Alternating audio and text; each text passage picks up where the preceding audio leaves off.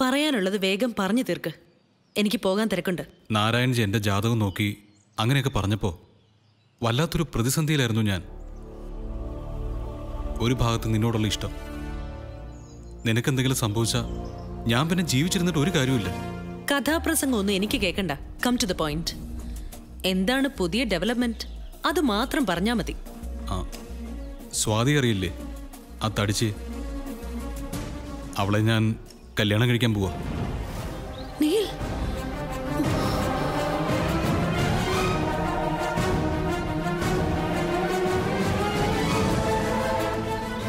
ഞാൻ കിട്ടുന്ന പെണ്ണ് 1 വർഷത്തിനുള്ളിൽ മരിക്കും. ആ ശിക്ഷ അവൾക്ക് കിട്ടണമെന്ന് എൻ്റെ ആഗ്രഹം. എൻ്റെ ജീവിതം തകർത്തതിൽ അവൾക്ക് നല്ലൊരു പങ്കുണ്ട്. അപ്പോ അവൾ തന്നെ ശിക്ഷ അനുഭവിക്കട്ടെ. നീലിന് ഭ്രാന്തുണ്ടോ? നീൽ നോർമൽ അല്ല. സ്വാതി, എനിക്കത് ചിന്തിക്കാൻ പോലും പറ്റുന്നില്ല. എല്ലാം നിനക്ക് വേണ്ടിയാണെന്ന് പറഞ്ഞത് അതുകൊണ്ടാ. ഒട്ടും ചേർച്ചയില്ലാത്ത ഞങ്ങൾ തമ്മിൽ കല്യാണം കഴിക്കാൻ പോവാന്ന് പറഞ്ഞാൽ ഇപ്പോഴെങ്കിലും നിനക്ക് മനസ്സിലായില്ലേ ഞാൻ പറഞ്ഞത് സത്യമാണെന്ന്? എനിക്ക് നീയുമായിട്ടല്ലാതെ ഒരു ജീവിതം പറ്റില്ല. അങ്ങനെ ഒരു ജീവിതം എനിക്ക് വേണ്ട. പക്ഷെ വിധി, അതിനെ വെല്ലുവിളിക്കാൻ എനിക്ക് ധൈര്യമില്ല വേദ. നിന്നെ വെച്ച്, നിന്റെ ജീവൻ വെച്ച് ഒരു റിസ്ക് എടുക്കാൻ ഞാൻ തയ്യാറല്ല. അതുകൊണ്ടാണ് ഞാൻ ഈ കോമാളിത്തരത്തിനൊക്കെ കൂട്ടു നിൽക്കുന്നത്.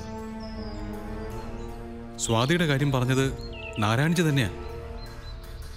ആദ്യം എനിക്കും അത് ഉൾക്കൊള്ളാൻ പറ്റിയില്ല. പിന്നെ ചിന്തിച്ചപ്പോൾ അതാണ് ശരിയെന്ന് തോന്നി. എത്രയും പെട്ടെന്ന് നീലൊരു സൈക്കാട്രിസ്റ്റിനെ കാണണം,